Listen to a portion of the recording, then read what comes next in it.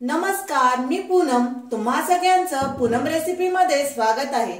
आज आपण मशरूम मसाला बनवणार आहोत. त्यासाठी मशरूम आपण पाण्यामध्ये भिजत ठेवलेले आहेत. आपण मशरूमचं साल काढून आपण त्याच्या फोडी करून घेऊ. फोडणीसाठी आपण इथे कांदा, टोमॅटो, मीठ, कोथिंबीर, गरम मसाला, धनिया पावडर, तेजपत्ता, जिरं आणि खडे मसाले आपण इथे घेतलेले आहेत. इथे आपण लाल मिरची पावडर, आलं लसूण पेस्ट, कस्तुरी मेथी, काजू आणि हळदी पावडर. इथे आपण कढईमध्ये तेल टाकलेलं आहे. इथे आपण कांदा परतून घेऊ. 2 कांदे घेतलेले आहेत. आपण हे चांगले तेलामध्ये परतून घेऊ. इथे बघा, आपण कांदा परतून घेतलेला आहे. त्यामध्ये आपण टोमॅटो 2 चिरून टाकलेली आहेत. तीही आपण तेलामध्ये परतून घेऊ.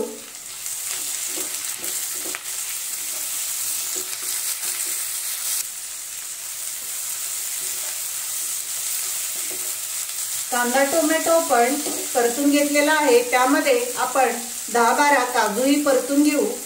ही आपण ग्रेव्ही करणार आहोत.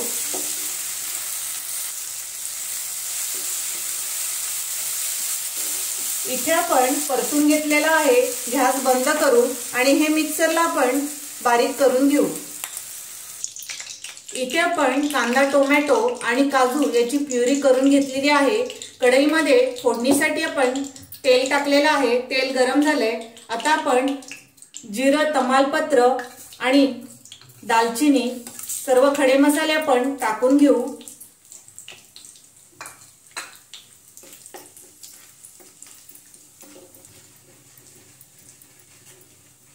2 मिनिटं आपण परतून घेतलेला आहे. त्यामध्ये ही पेस्ट आपण टाकून देऊ.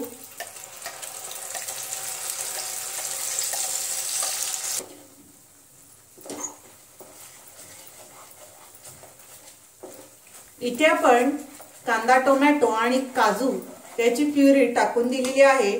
त्यामध्ये अद्रक लसूण पेस्ट आपण परतून घेऊ. 1 चमचा ती आपण त्यामध्ये टाकून घेतलेली आहे. इथे आपण चवीनुसार मीठ टाकून घेऊ आणि आपण हळदी पावडर अर्धा चमचा,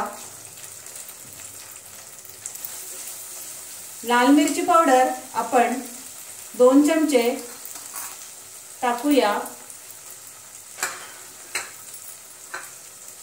धनिया पावडर 1 चमचा आणि सर्व मसाले आपण परतून घेऊ. सर्व मसाले आपण 2 मिनिटं चांगले परतून घेतलेले आहेत. आता आपण मशरूम टाकून घेऊ. मशरूमच्या बघा, आपण 4 फोडी करून घेतलेल्या आहेत. तुम्हाला जसे आवडते तसे तुम्ही पीसेस करून घ्या.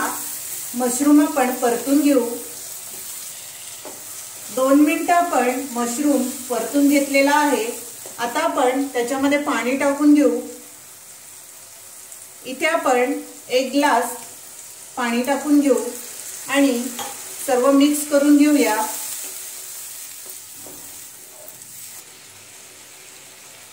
इथे आपण 15 मिनिटं मशरूम चांगला शिजून देऊ. झाकण देऊया. इथे आपली 15 मिनिटं बघा झालेली आहेत. आता आपण त्यामध्ये गरम मसाला टाकून घेऊ. इथे आपण अर्धा चमचा गरम मसाला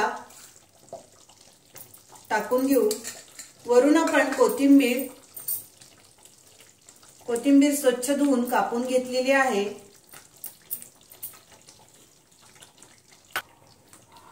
इथे आपण सर्व मिक्स करून घेतलेला आहे. 1 चमचा कस्तुरी मेथी आहे. ती आपण हातावर क्रश करून त्यामध्ये टाकूया. खूप छान अशी टेस्ट येते भाजीला. मशरूमची भाजी खूप छान चवीला लागते. इथे बघा, मशरूम मसाला तयार झालेला आहे. आता आपण गॅस बंद करू आणि हे सर्व काढून घेऊ.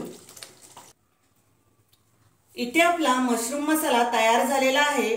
आपण आता हा मशरूम मसाला नान, रोटी किंवा भाकरी बरोबरही तुम्ही खाऊ शकता. खूप टेस्टी असा मशरूम मसाला तयार होतो।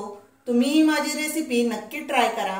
माझा व्हिडिओ आवडला असेल तर लाईक करा, शेअर करा आणि माझ्या चॅनलला सबस्क्राइब करा। थँक्यू।